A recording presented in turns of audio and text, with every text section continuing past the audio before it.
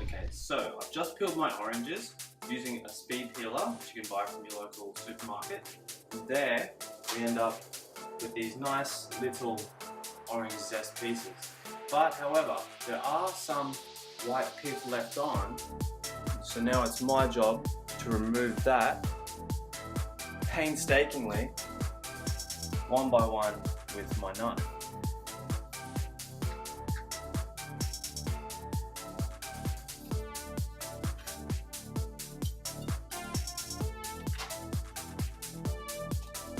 So we take our de-pithed orange rind and we'll just julienne it up or thinly slice it.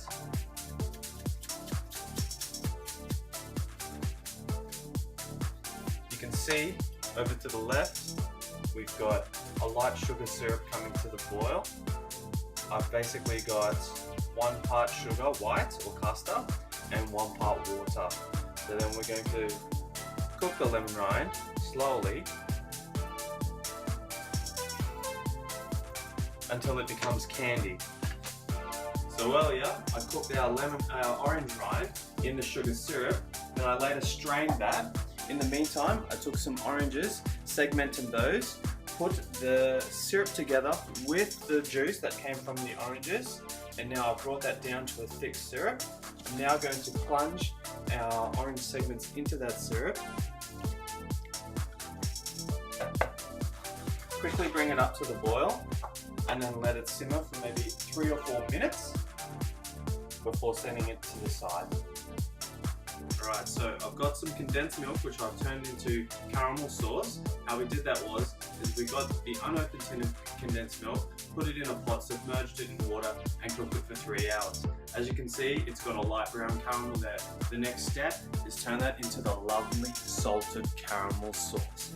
How do we do that? Right, let's get it out into the pan on a low heat. Now I must say, I have cooled this can down quite significantly before opening. I think you would agree that would be a rude awakening to do otherwise. And as that heats up, we're just going to dissolve about a teaspoon of sea salt.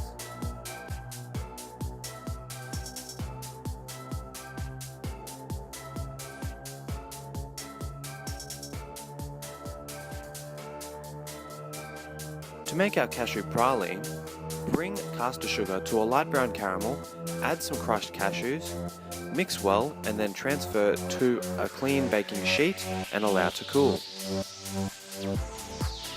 Blend the praline, reducing it to a fine powder, then place in a bowl on the side. Take some of your salted caramel sauce and mix in with the praline mixture. Fold all together well.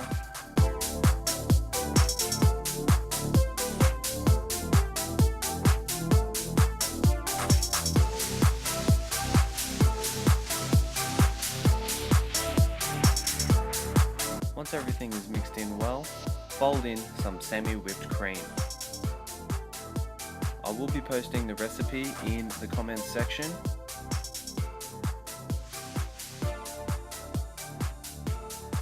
Be sure not to fold in the cream too fast. As you can see, it would appear like I'm really racing to get this job done. I have sped up the video so that I did not go over the 10-minute time limit as stipulated for YouTube. Then transfer into a piping bag and refrigerate for about a day before using. So onto our chocolate mousse. I have 80 grams of dark chocolate. I'm going to pair that up with 50 grams of coconut cream and a shot of coffee liqueur from Estonia. Feel free to use your own coffee liqueur.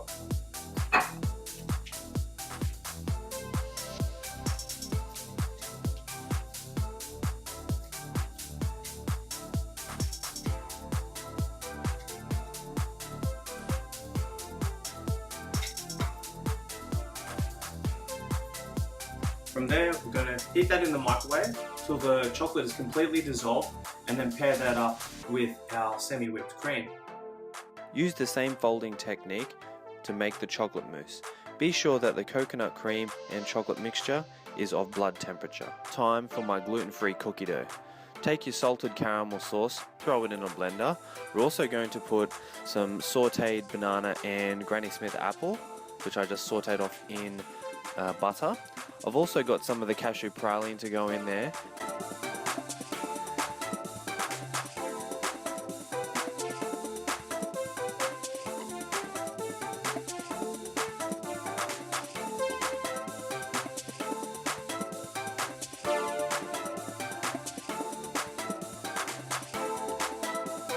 After that mixture is blended, decant into a container.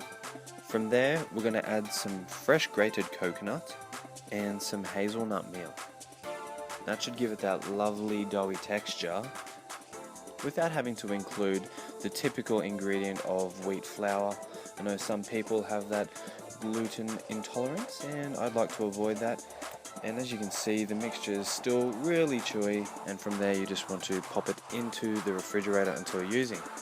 To plate up, take your jar and pipe some chocolate mousse into the bottom, just in a circular fashion, leaving a bit of a hollow through the middle. From there, take some of our cookie dough, pop it into that hollow, push it all the way into the bottom. Then with our next layer, we're going to take some of the salted caramel and cashew mousse, pop that around in a circular fashion as well, just coming up around about halfway there. So we're going to try and get another of those two layers in there with the chocolate mousse and the white mousse. So as you can see, I've put in some of that marmalade, homemade style, a bit more chocolate mousse and some cookie dough. Get the rest of that top done with some white mousse, more marmalade, and then a really cool quenelle of double cream, which I have actually added a little bit of the marmalade juice too. And you can see that quenelle is coming right now. Beautiful. So some sliced strawberries and also a bit of marmalade syrup on top there. And the piece de resistance, chocolate tuile. So I've just run a blowtorch over that just to give it that little shine. And you can use compound chocolate here, it's much easier to play around with after you melt it, as opposed to the couverture, which tends to be very difficult to temper and set if you haven't got that training under your belt. There we are. Pop the jar onto a really nice funky looking plate and serve.